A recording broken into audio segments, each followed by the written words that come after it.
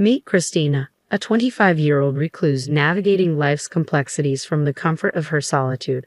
While she isn't exactly unemployed nor enrolled in any educational pursuits, her family might beg to differ, especially her brother. How did she end up this way, you ask?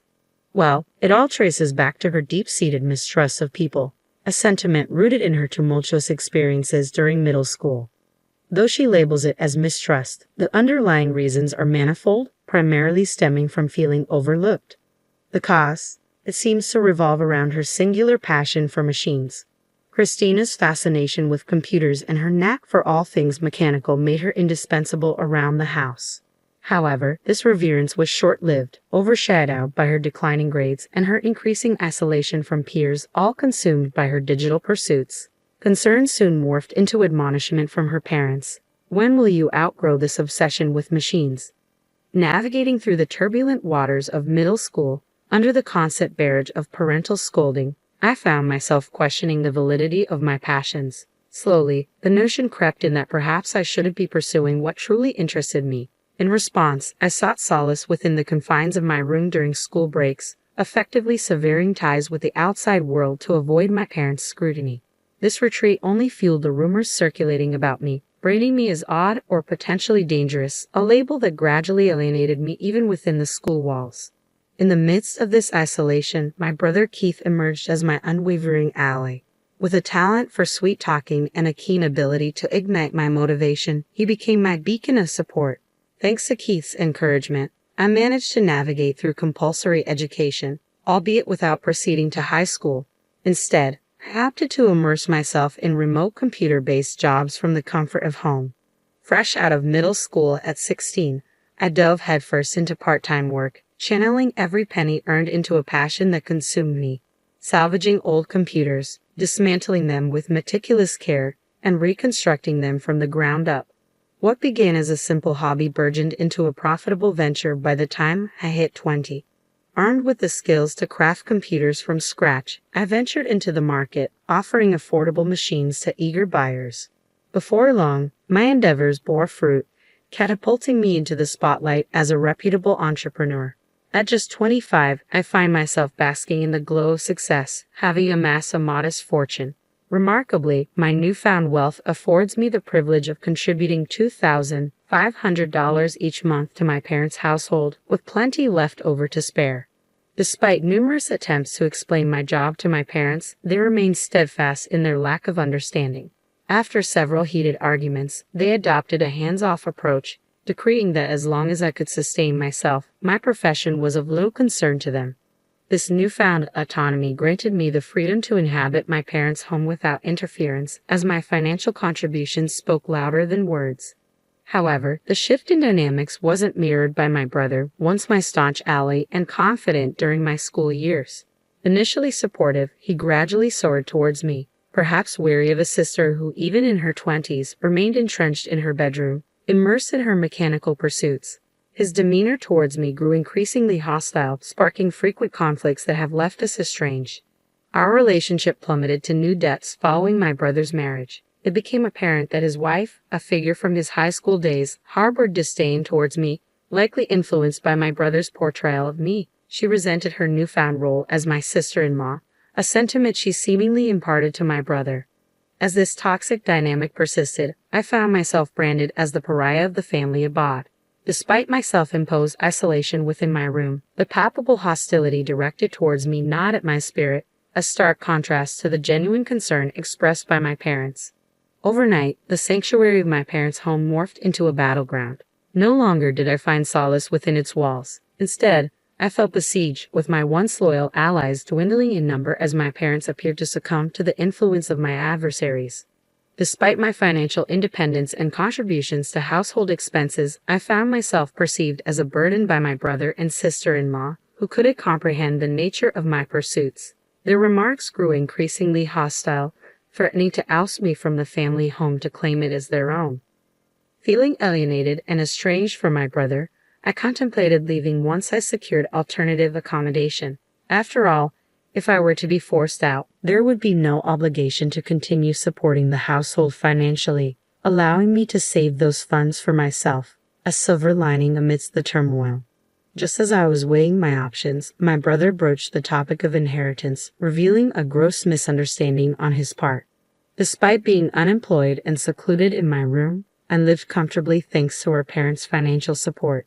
When discussions arose about my departure, I was met with a shocking ultimatum: relinquish my claim to inheritance, as my brother and sister-in-law aimed to secure the family assets for themselves. Little did they realize, the very funds I provided sustained our parents' carefree lifestyle at home. However, in my brother's eyes, I was naught but a burden confined to my quarters. Contemplating my next move, I decided to seek clarity one last time, driven by a sense of compassion. "Are you truly content with me leaving?" I inquired. My brother's derisive laughter was all the confirmation I needed. "We'd be thrilled if you could just vacate already," he sneered. It dawned on me once more how profoundly he misunderstood the situation. With a mixture of pity for his ignorance and determination to forge my own path, I resolved to depart from our family abode. Several days had passed since my brother's demand for my departure, yet I remained sequestered within the confines of my room. Despite my brother and sister-in-law's relentless efforts to evict me, their tactics only fueled my determination to resist. Their incessant knocks on my door, cessation of meal provisions from our mother, and demands for self-sufficiency in chores like laundry, all were mere inconveniences I could easily adapt to if I were to live independently. I refused to passively accept my impending displacement. Rather, I viewed it as an injustice demanding retribution. With my proficiency in machinery, a plan began to take shape in my mind.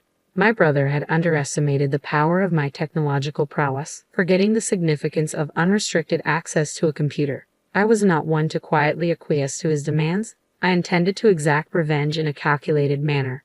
Aware that my brother's marriage, coupled with my reclusive nature, represented my parents' only hope for a grandchild, I exploited their blind approval of my eviction. Setting a trap that would activate upon my departure from the household became my clandestine mission, a retaliation that would commence the moment I stepped foot outside the door. After securing a new residence and completing the requisite arrangements, the time had come for me to bid farewell to my family home.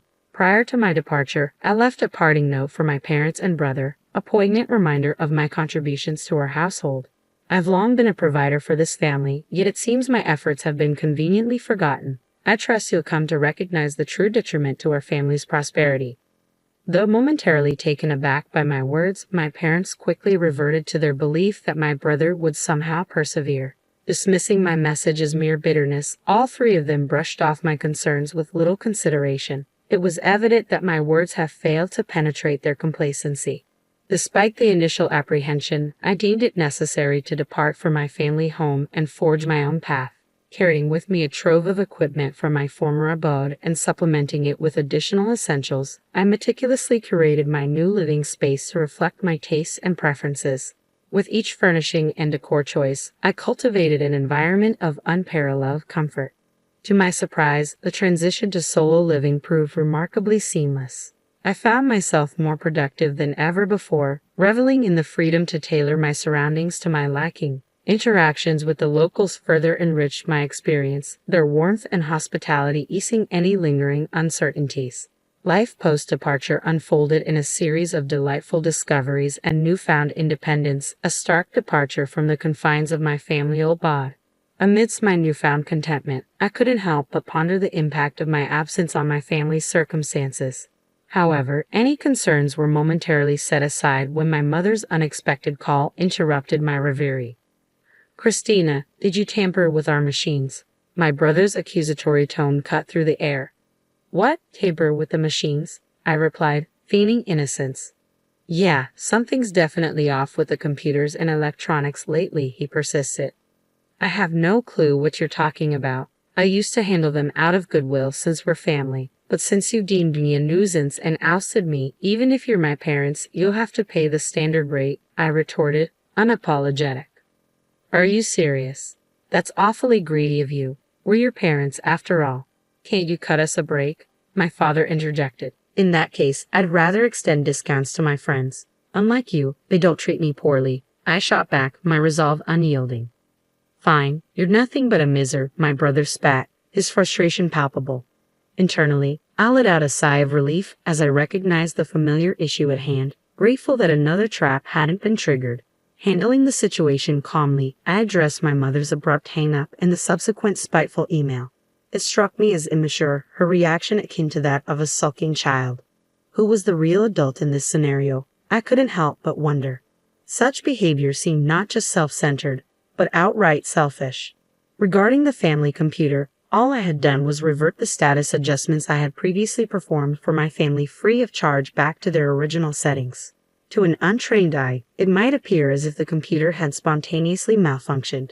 When I suggested they contact the company for repairs as an individual, they responded with a tantrum, but such reactions were par for the course, and I chose to let it slide. 6 months had passed since my expulsion from the family home, and just as I was settling into my newfound independence, my father reached out with a phone call. I hate to ask, but can you lend me some money? My father's hesitant voice came through the phone.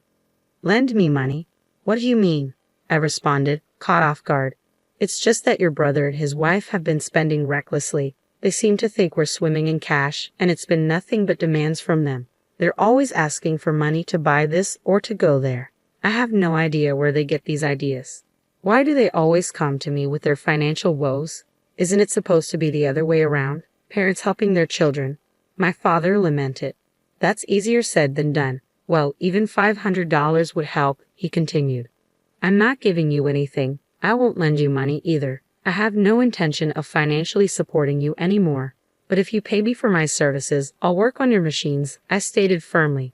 You've become so stingy. I guess what Mom said was true, he retorted. During my unemployed years, he had the nerve to say things like, you used to do whatever you wanted at home, and he kept grumbling about other things. But I didn't care. I just hung up, I concluded, ending the conversation. My father's emails may have ceased, but his incessant phone calls intensified, ringing more than twice a day, prompting me to muse, what troublesome parents I have. A few days into this relentless barrage of communication, my brother, clearly in a tight spot, reached out next. When I questioned him about their sudden interest in contacting me, he countered, let me ask you this. Why was our family home affluent in the past? It dawned on me that he must have suspected their financial predicament had deteriorated since my departure, but it was too late. My current residence had become my sanctuary, a place where both my work and life flourished. There was no chance I would relinquish it again. Perhaps the reason behind our family's wealth was my monthly contribution of $2,500 to the household. Though not obligatory, I felt a sense of indebtedness to my parents for raising me, hence my willingness to give more. Given the circumstances, why would I continue supporting a home from which I had been ousted? It seemed inconceivable to entertain such a notion. I understand now, so that explains the sudden decline in Mom and Dad's finances, my brother acknowledged solemnly. Even if you were to ask me to return, I have no intentions of doing so, I replied resolutely. I get it. Reflecting on it now, our actions were unforgivable. I'm sorry, he offered. It's too late for apologies. Besides, I have no desire to be involved with any of you in the future. Please refrain from contacting me, I declared firmly. Hey, wait, my brother's voice pleaded desperately as I ended the call.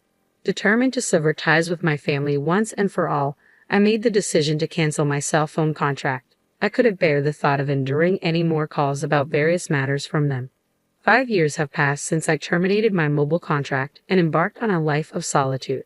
During this time, I found love and got married to a partner who not only shares my profession but also understands and supports my lifestyle. He's a compassionate soul who willingly shares the burden of household chores, allowing me the freedom to pursue my passions.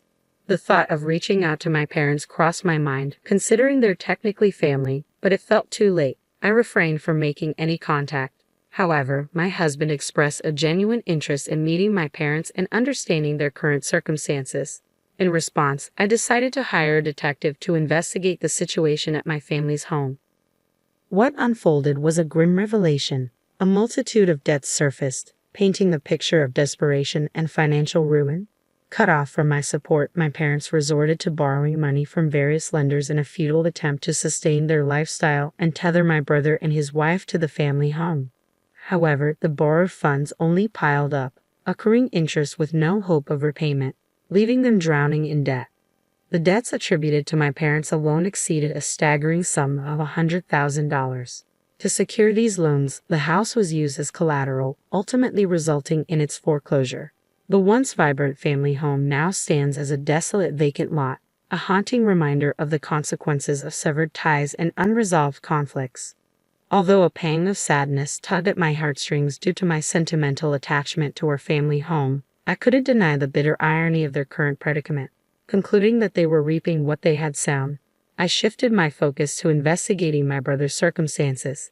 It appeared that my brother had broached the subject of divorce due to his wife's extravagant spending habits, yet she vehemently opposed the idea. As they navigated through a drawn-out legal battle, it became apparent that this process was both time-consuming and financially draining. Despite his attempts to part ways, his wife adamantly resisted, leaving them at a standstill. Moreover, with no children in the picture and rumors swirling about my brother's infertility, I felt a twinge of concern. Dispatching the detective to the hospital where they sought treatment, the disheartening truth emerged. My brother was indeed infertile, his condition bordering on sterility. The doctor's prognosis painted a grim picture, suggesting that natural conception was nearly impossible. The hope my parents harbored for a grandchild from my brother and his wife, coupled with their decision to evict me when that expectation wasn't met, ended in disappointment and dissolution. With the family home sold off to settle debts, our family found itself in a pitiful state. Even a cursory investigation revealed the dire circumstances they faced. It became evident that engaging with them in their current state would not be advantageous for me or my husband. With a loving husband, 4 children, and a faithful dog, we had forged a life far removed from their struggles, a life they once idealized. Knowing that they would likely try to exploit our situation if they were aware of it, I took preemptive measures. I visited the local office to ensure that my information could only be accessed there. I resolved to keep my distance from them and asked my husband to refrain from any gestures of greeting towards our marriage. Though initially disappointed, he understood the gravity of the situation once I explained it, and he hasn't raised the issue since. As the turmoil at my family home begins to settle and the prospect of reconciliation looms on the horizon, I hold on to hope that I can mend the rift with my parents and brother.